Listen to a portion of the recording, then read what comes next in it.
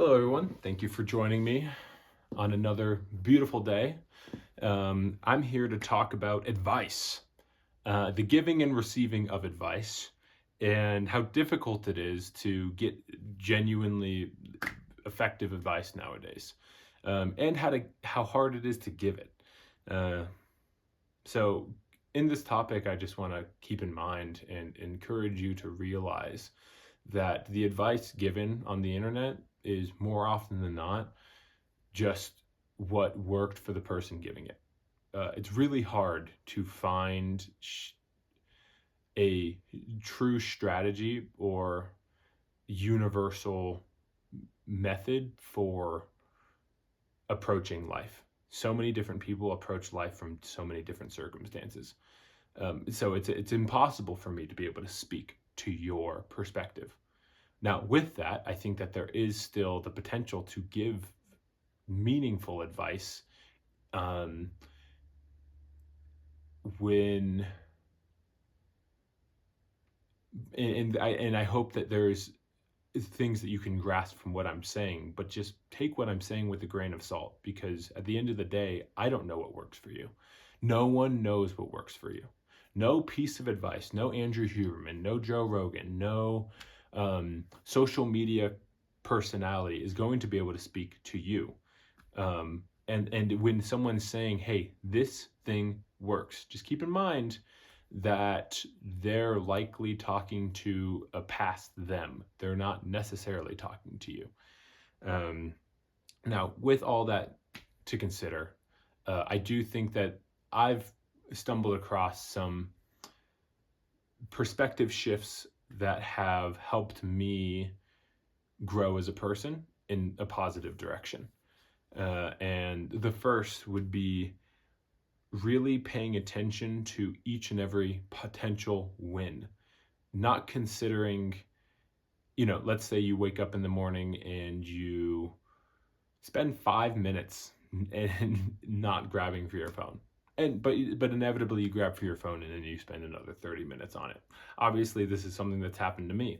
And something I encourage you to do is to recognize, even though it didn't go as you expected the night before, um, it didn't you didn't wake up and you didn't get your day started, you didn't kick ass. What you did do was intentionally put in a little more effort than you've had done in the past. So the capacity to look at the small wins, with even a mindful breath, it's like the only reason that we don't see that as a success is because we're comparing ourselves to the people, comparing us to the people around us. And so we see someone else online specifically, who's succeeding, who's, for all intents and purposes, has this glamorous life, and we forget that we're not them, and so we compare ourselves to them, and so our wins seem pointless. So if you can consider a mindful moment a win, or the 15 minutes you didn't spend on your phone a win, or putting your phone down in the bathroom, as simple as putting your phone down in the bathroom, that's a freaking win. And you should celebrate it. And the people who tell you shouldn't, I mean, I just disagree. I think that there's so much more joy to life when you can celebrate the small wins. Um, Another important realization for me, and this was one that was hard for me to swallow, was the importance of taking time to work with the information I've been given. It's so easy to continually consume. What do you call it? Anyway, we watch a video. It's a productivity video, and we go into watching the next video before we actually have time to fully integrate with whatever it is that we listen to. Oh my gosh, the biggest shift in my life has come from giving myself more space to just be with my mind and be with myself. Um, Instead of constantly introducing external stimulation, it's impossible to get to be anything, to be any person. Like, I struggled with a sense of self. It's like, well, no, duh, I did, because I was always consuming. There was no actual getting to understand what the hell I am. So take a step back and, um, it's great to take the advice and take the opportunity to learn that social media presents. But if you're not actively working with allowing your subconscious to fully interact with all of this information, it's not going to go anywhere. And just think, like, what is your long-term goals? um so you're trying to grow. You're trying to grow as a person. I'm trying to grow as a person. If you want to grow as a person, you need to take time by yourself without letting the external stuff impact you. It can literally, like, go for a walk. Go for a walk and just let your mind do what it does.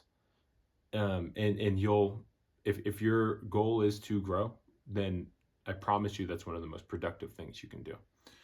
Um, and the last one is something that I struggled with, especially in the beginning of my path,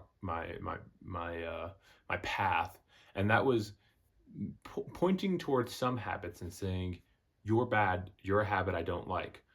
Um, I need to get rid of this habit. It's an unproductive habit." Um, when in reality, you can look at these things that we do, these tendencies we have, and if you only look at it as an unproductive thing that you want to get rid of, you're missing a really important piece of the puzzle, which is that this habit has a use.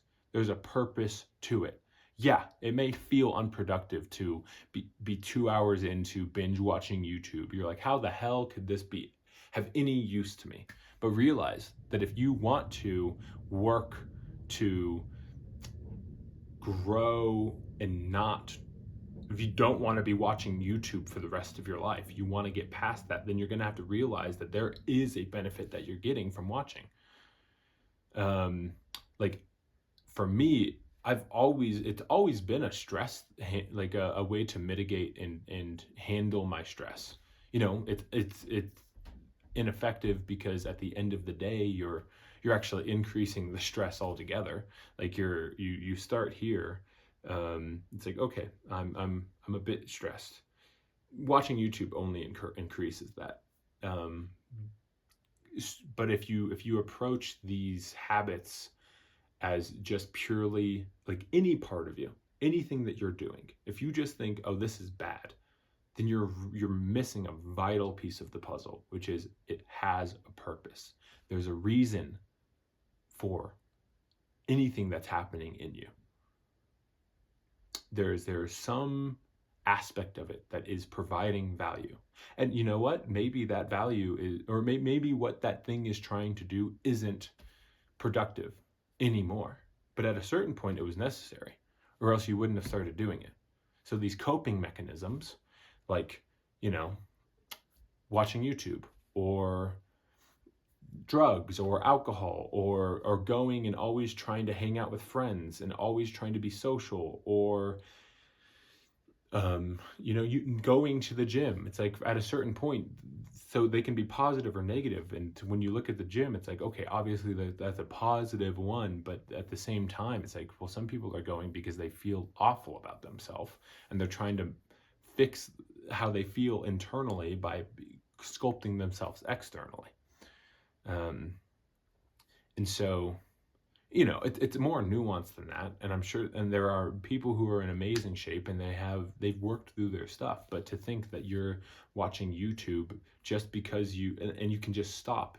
It's like, no, you can, if you're going to stop, you're going to have to first realize why you're doing it in the first place. You're going to have to realize that there is a benefit to you.